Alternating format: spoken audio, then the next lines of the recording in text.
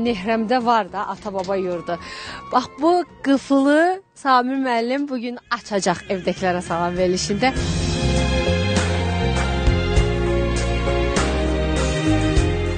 Neçə vaxtdır qıfıl var qapıda? Gəlmirəm mən bura. Çoxdandır gəlmirəm. Çoxdan. Yəni ildən çoxdur. Bir ildən çoxdur.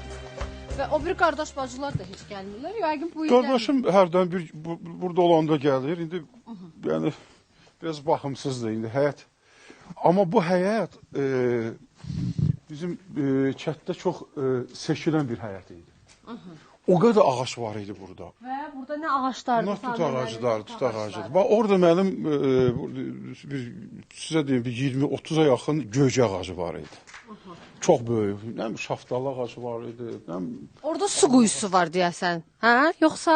Var. Orada artizan quyudur. Aha. Bəxtimizdən yaxşı yerə gedib çıxmışdı. Yəni çox sulu bir yerə getdi çıxdı.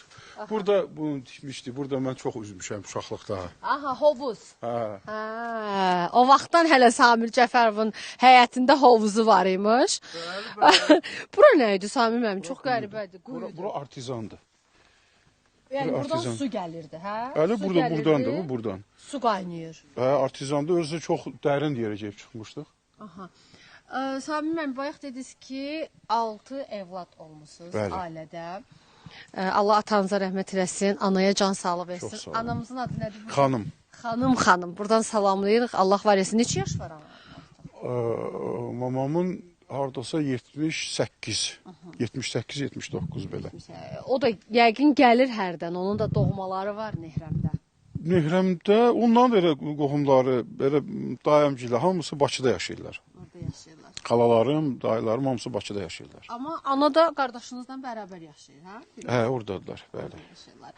Və doğrudan bax bura gəldik, baxırsan ki, bir müddətdə həqiqətən də bu insan ayağı dəymir.